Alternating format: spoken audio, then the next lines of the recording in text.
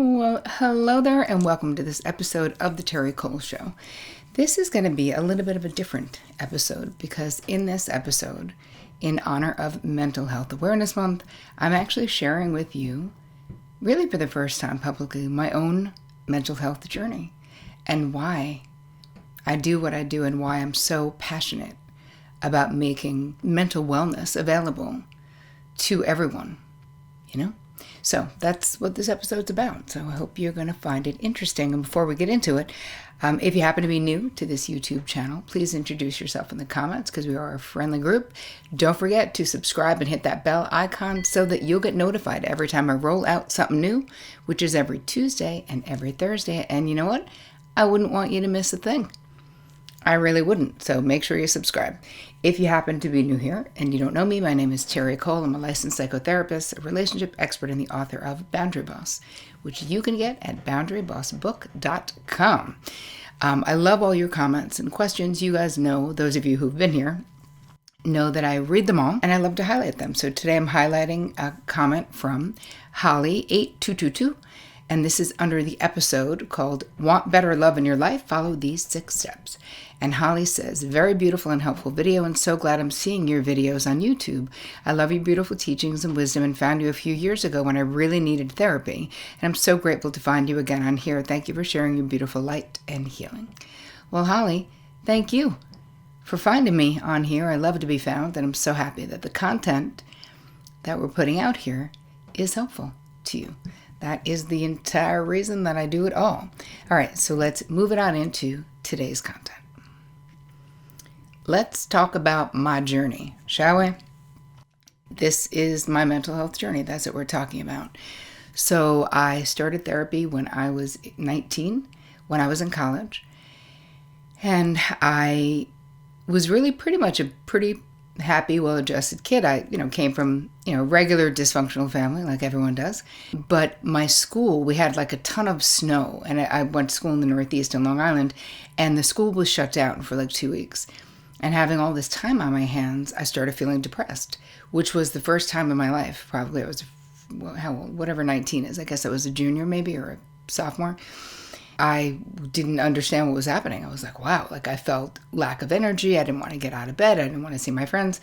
Of course, I didn't know anything about depression or anxiety at that point in my life, but I did know enough to want to seek help from the counseling center at the college.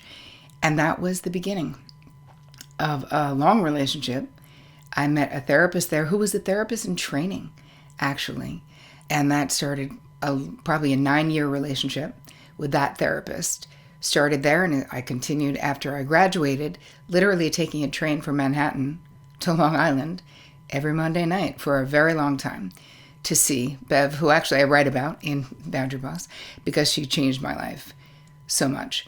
What really happened for me in the therapeutic process as I continued is that prior to being in therapy, I kind of had the thought that, you get dealt a hand in life and you just play that hand to the best of your ability. But what therapy did for me and the self-help movement that I've really got into from being in therapy, started reading a lot of self-help books, was that I could not only say, I don't like this hand, I could say, I don't like this deck, I could say, I don't like this game. I just realized where I thought everything was sort of set in stone. Through therapy, I realized that I had a lot of power to change the direction of my life and that I had choices that I could make, which I don't think I realized before being in therapy. I kind of thought, oh, this is just what you do. This is what's next.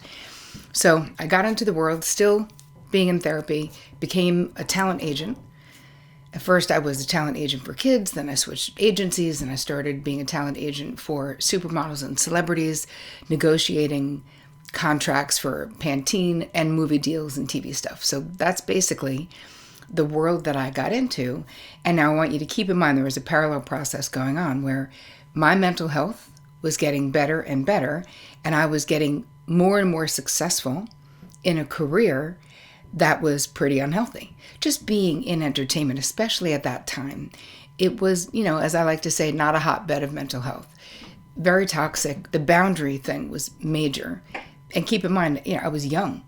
starting in this business, and I was representing clients the same age as me. So it was inevitable that we socialized with people who were clients, and even the casting directors that I socialized with, a lot of them were the same age as well. It was very difficult to have professional boundaries. Now, I stopped drinking my last year of college, February of my final year of college, because my therapist, Bev, was like, hello, I think you're an alcoholic, basically. And that's a whole story, which I won't tell here. I've told it before.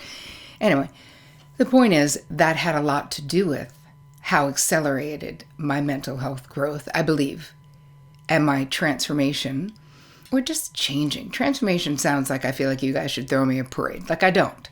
But I mean, when I was actively drinking, it creates its own problems. So instead of being able to focus on what I wanted to focus on in therapy, which was creating the life and relationships and friendships and family relationships and a relationship with myself that I wanted, when I was drinking, there's all of these self-made issues that you don't know, right? So you're kind of lighting fires, but you're like, gee, I got to put out all these fires. Why so many fires? And through therapy, I realized that the arsonist was me, basically, in my own life. Obviously not intentionally, but I didn't, before I stopped drinking, I didn't see the connection between.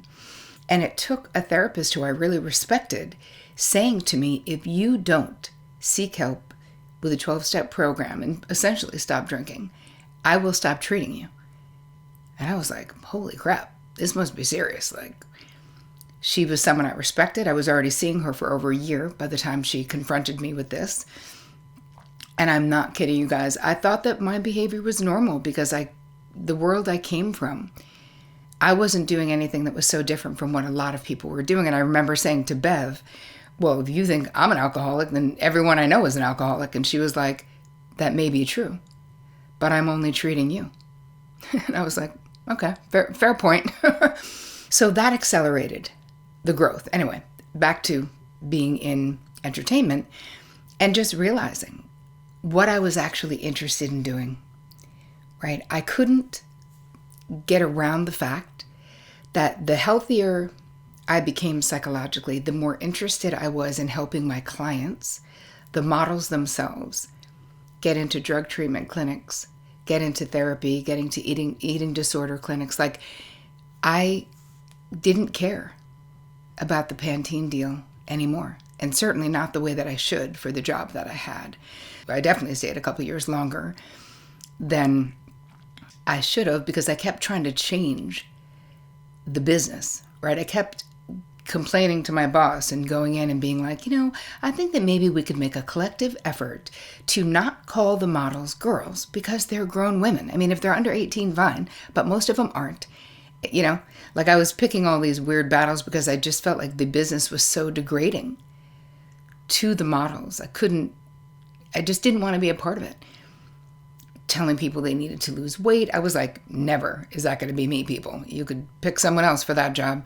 But I also didn't want to be a part of this emphasis on the physicality and beauty. And I really felt like I was doing something that was outside of my own level of integrity. The more I grew and changed, the less I fit in that world. And again, listen, I'm not dissing anyone for being in any world. I'm just telling you what happened for me, right? You have plenty of lovely people working in that industry as well. It just wasn't my dharma. Like, that's really what it's about. It wasn't my reason. It wasn't my why. My why was always to be of service. I remember my mother telling me when I was young, she's a helper too and a volunteer, and she was a deacon in her Methodist church. I mean, all the things. And I just remember, if you can, you have to help other people. If you have more, you have to give. If you can volunteer, do that. Being of service was considered this moral obligation to a degree, but for me, it was my natural calling. I'm such a social person, and I love people, and I always have. So it was time for me to change careers, even though that was hard to do. I was running a bi-coastal talent agency. I was running the New York office. I had a fancy job. I was making a lot of money. It was like, I remember telling my father, and some of you have heard this, but I remember telling him I was going to go back to grad school and become a therapist. And he was like, why? And I was like, because I'm not happy. I don't feel fulfilled doing what I'm doing. And his exact words were, sounds weird. I was like, thanks for your support, big guy. But I didn't even care. I was like, Dad, it sounds weird to you, but I'm already grown up, so good for me. It's my life, and I'm going to do what I need to do. Of course, he eventually got on board. He was supportive. But there was something about doing that. It took a certain amount of belief that no matter where I find myself, I'll figure it out, right? Because I had to really consider, how is it going to be for me to go back to being broke? Because that's what it really meant in my life, because I wasn't great with money. It's even though I made a shit ton of cash, it's not like I saved a lot of it, because I didn't. I traveled, I did whatever I wanted. Yeah, I was very generous when I had a lot of money. So I think I might have had $900 in the bank when I quit my job to go to NYU to become a psychotherapist. So, and I also literally only applied to one grad school. I was like, this is the program I want to do because it's really clinical, and I'm going to open a practice the moment I graduate, a therapy practice. And if I don't get in here, it's not like I'm going to move to Ohio to go to grad school. Do you know what I mean? I'm doing it here and I want to do it at this place. I actually honestly didn't think I'd get in, because I went to a kind of cruddy undergraduate school. Hadn't been in school in almost 10 years. And I was like, wow, it'll be a friggin' miracle if I get in. And then I got in. It was like, holy crap, now I gotta go. Who's getting into NYU and not going? I have to go. And I actually really did always want to go to a good school and feel good about that. So as much as it was sort of terrifying, it was also very exciting. I like to reframe that terror as anticipatory excitement, right? I was like, can I do it? I guess we're going to find out. So go to grad school, and I'm continuing on my own therapeutic journey the whole way. But as soon as I started taking any courses, I was like, oh yeah, this is my thing. This is definitely my jam. This is definitely where I should be. So then, that goes into having a private practice for many years, and then having this public platform. And that started in 2008. And I didn't really have a proper website probably until 2011. I didn't start doing courses online until 2015. So it was a long time coming. And then I really did switch over. And this is the main thing that I do, is write books, speak, do courses, and I have a couple of high profile clients still that I've had for many, many years. But what we actually do is very aligned with what has always mattered to me, is that I put out a ton of free stuff. You're watching it right now. You're listening to it right now. This is what I've done. My friends who have more profit-driven businesses are like, why do you spend all that money? I put out 2 episodes a week, do a lot of challenges. I have 1 million free meditations that you can do, and they want to know why.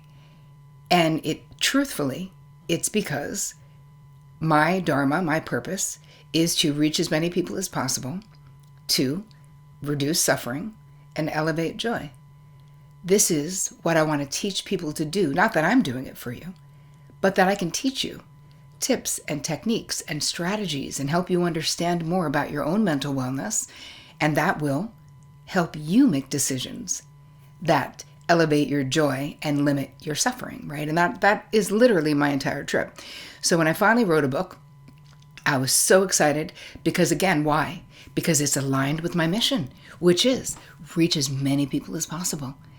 So a book can reach people and has reached people in zillions of countries, which is amazing. And we did a whole campaign to get it into libraries so that I don't feel like mental wellness can only be for people who have money. It isn't fair. It is your birthright, whether you're broke or a zillionaire, to be mentally well, according to me. So it was important for me that if someone could not afford a book, they could still read the book, right? They could still go to your library. You can get it in a lot of public libraries across the country. So again, everything that I'm doing here, even though I'm obviously making money with the public platform and with my courses, but I balance it out with really wanting to make mental wellness, information, and mental health and therapy itself available to everyone, more readily available. Listen, I've had, my team has asked me in the past, when money gets tight or we have to let someone go because, it's not like we've got all the money in the world. Like, why not just have, 10 high profile clients making $1 zillion? But I don't want to do that. That's why. Because that's not my clientele, right? The human family, the world is my clientele in my heart. That's who I want to reach. So writing Boundary Boss changed things for me. In the format, I chose to write it in a way that it would be exactly the way that I would approach your situation if you were in therapy with me. So it's not a book that people can flip around and just flip to a page and be like, I'm going to get inspiration from here. I mean, you could. But the way the book is laid out is so that it's the only thing you need. If you can read, this book will help you have better boundaries. That's a fact. And we've got zillions of testimonials. I mean, the podcast itself, which many of you are listening to this right now. We put out 2 episodes a week. So we are on charts in over 66 countries at this point. My last challenge had people in over 100 countries in it, which is so amazing, right? Because every time I see that data, every time those stats come in, I'm so happy that I reached a mom in Beirut, right? I have a whole group of women using my work to study in Beirut. And I cannot tell you what that does for my heart. It's just, I don't know, I feel like I'm going to cry. But honestly, it's especially people in situations and countries where they need help. They don't have their own credit cards. A lot of these countries are very misogynistic. There is all of this control over women in particular. So I'm always seeking to help those people and to help people who don't have money. And of course, I do, 25% of the money that comes in, I put towards scholarships, like letting, because I want everyone to be able to take my courses and do my stuff to the best of their ability. So, we'll get stories. A woman in Argentina wanted to join a course, but her monthly income was the equivalent of $50 US. Obviously, she's not going to be able to afford an $800 or $1,000 course. That's not happening. So we know that there are hundreds of thousands, millions of other people seeking to lessen their suffering and elevate their joy and embrace vibrant mental health. This is what people want all over the world.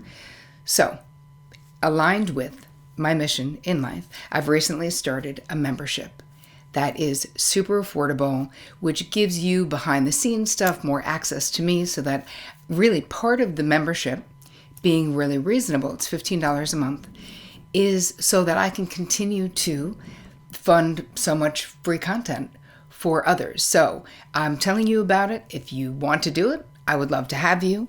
I'm super duper excited about it. So if you do $15 a month, it's $150 a year. So that gives you 2 months off.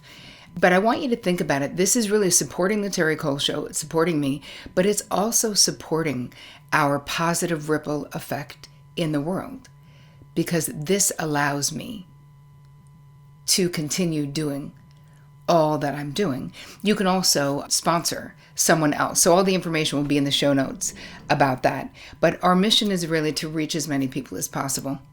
That's what it is, to make this available, the mental health information, to as many people as possible. And the giving back 25% for scholarships, that's where a part of the $15 a month will go, is to fund the scholarship fund. I know I've heard from so many of you and so many people from around the world that this material is life-changing. I know that it is. I believe that it is. I am committed for life, right? I'm committed for life to be doing this, because I can literally not imagine doing anything else. And I can't imagine that it won't light me up in 25 years from now exactly the way that it does today. And I just want to say, I so appreciate you being here, listening, watching this on YouTube, listening to the podcast, supporting what it is that I'm doing. And I hope that you're supporting it because you're getting value out of it. But you being a part of, my desire for positive world domination and this ripple effect to help others means so much to me. It's how I know you're my crew. You're my people because you're here and because obviously what I'm talking about resonates with you. So if it's possible, if you can help me make this a movement, a real movement, let it be something good that you're doing in the world because you're already here anyway. You're already listening. So if you can afford $15 a month, I would love it if you would join my crew. So you can get the information for that at terricole.com/VIP because you guys are my VIPs. And part of what this community is also going to do, it's going to inform what I create going forward. It's going to inform what I write about because really you are my most trusted advisors. So thank you for listening to my story. I super duper appreciate you and the impact that we are making on the world together and the potential that we have to make so much more. I hope you guys have an amazing week. And as always, take care of you.